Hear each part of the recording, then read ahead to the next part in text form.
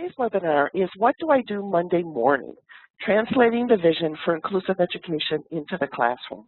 And today's webinar really is about the kind of instructional planning that teams need to do in order to successfully include students in all the same instructional activities that their typical classmates enjoy.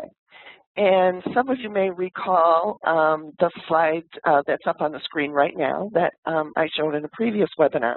But I do want to review it again.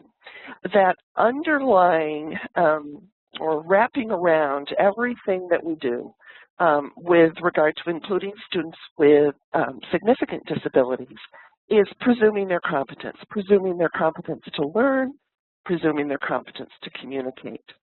And that from that, the next most important thing that we need to assure is in place is that students are welcomed and they're valued and they're full members of general education classes so that they feel like they count, they belong, and they have friends.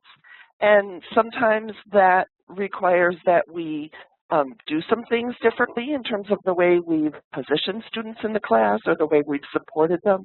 And sometimes we need to not do some things that we've become accustomed to, particularly when it comes to facilitating student social relationships. So on the webinar after the next one, we'll be going into much more detail about this issue of membership and social relationships.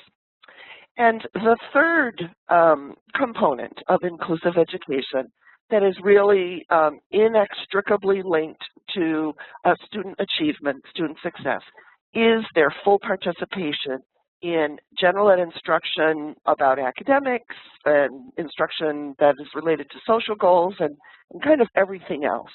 And so today's webinar is really going to focus on that full participation.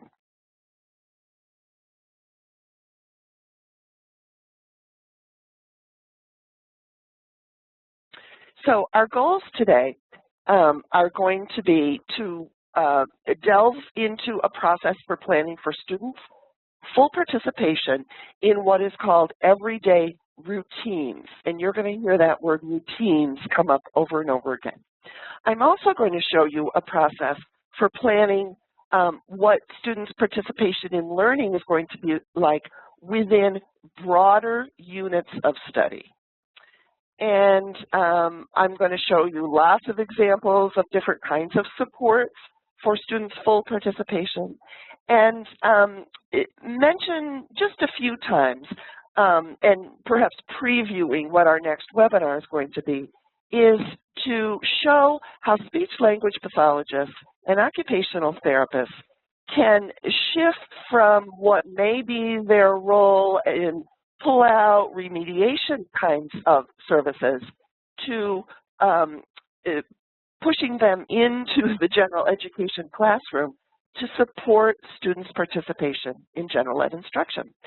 And as has been true for all the webinars, we're going to go at lightning fast